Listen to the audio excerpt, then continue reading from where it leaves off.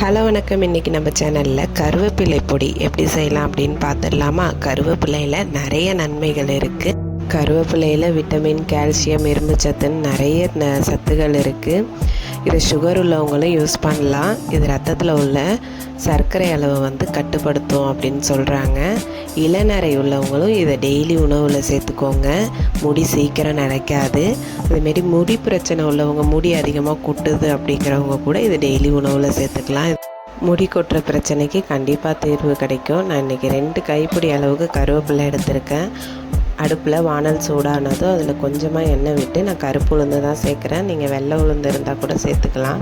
நான் இது ஒரு சின்ன டம்ளரால் 1 டம்ளர் அளவுக்கு சேர்த்துருக்கேன். இது நல்லா பொன்னிறமாக நல்லா வறுத்து எடுத்துக்கணும்.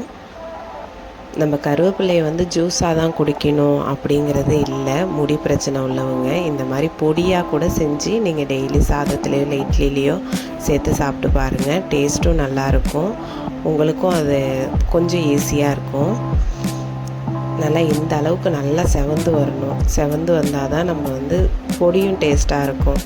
இல்லைன்னா வறுபடலைன்னா உங்களுக்கு பொடியும் நல்லா இருக்காது. அதனால் கொஞ்சம் நல்லா செவந்து வர அளவுக்கு நல்லா வறுத்து எடுத்துக்கோங்க. உளுந்தை இந்த அளவுக்கு வறுத்து எடுத்துக்கணும். இது அப்படியே நம்ம ஒரு தட்டுக்கு மாற்றிக்கலாம். இப்போ அதே வானலில் கொஞ்சமாக எண்ணெய் விட்டு கடலைப்பருப்பு சேர்க்குறேன். கடலைப்பருப்பு நான் ஒரு கைப்பிடி அளவுக்கு சேர்த்துருக்கேன். இதையும் நல்லா செவக்க வறுத்துக்கணும். பொடிக்கு எப்போதுமே நம்ம கரெக்டாக வறுத்தோன்னா அதோட டேஸ்ட்டும் கரெக்டாக இருக்கும். பாருங்கள், இந்த அளவுக்கு நல்லா செவந்து வந்தால் போதும். இதையும் அப்படியே நம்ம ஒரு பிளேட்டுக்கு மாற்றிக்கலாம். இப்போ அதிலே நான் கொஞ்சமாக பொட்டுக்கடலை சேர்க்குறேன். 1 ஸ்பூன் அளவுக்கு துவரம்பருப்பு சேர்த்துருக்கேன். இப்போ இதையும் நல்லா செவக்க வறுத்துக்கணும். லைட்டாக எண்ணெய் சேர்த்துக்கலாம்.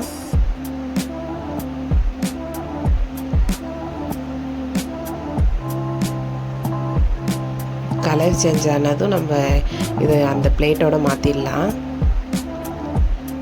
இப்போ 1 ஸ்பூன் ஜீரகம் சேர்க்குறேன். 1 ஸ்பூன் மிளகு. இது ரெண்டுத்தையும் நல்லா வறுத்து எடுத்துக்கணும். சீரகம் நல்லா வெடித்து வரும். அந்த ஸ்டேஜில் இதையும் நம்ம பிளேட்டுக்கு மாற்றிட வேண்டியதான்.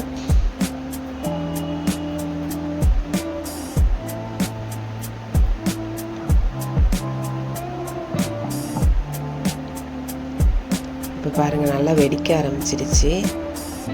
இதையும் நம்ம பிளேட்டுக்கு மாற்றிடலாம்.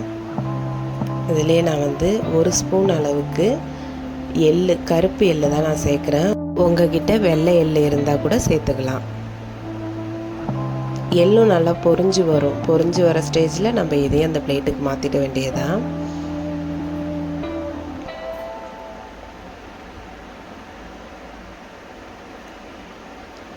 அடுத்தது நம்ம மிளகா தான் வறுக்க போகிறோம்.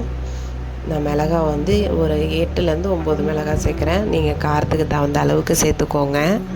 கொஞ்சமாக எண்ணெய் விட்டு மிளகாவை நல்லா செவக்க வறுத்துக்கணும். ரொம்ப நேரம் வறுத்துடக்கூடாது, கரிஞ்சு போயிடும். மிளகாவோட கலர் சேஞ்ச் ஆனதும் அப்படியே நம்ம பிளேட்டுக்கு மாற்றிடணும்.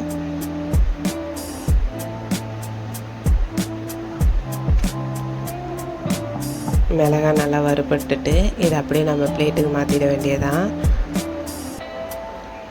அடுத்ததாக நம்ம கருவேப்பிலையை தான் வறுக்க போகிறோம்.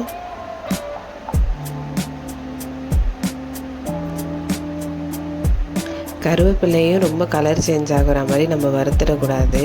இந்த பொடியோட கலர் சேஞ்ச் ஆக ஆரம்பிச்சிடும்.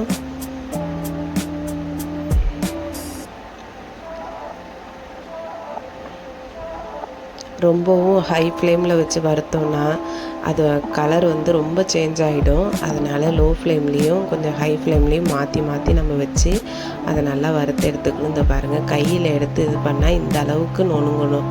இதை அப்படியே ஒரு பிளேட்டுக்கு மாற்றிக்கலாம். அதே வானலில் கொஞ்சமாக எண்ணெய் விட்டு கட்டி பெருங்காயத்தை இந்த மாதிரி நுணுக்கிட்டு சேர்த்துருக்கேன்.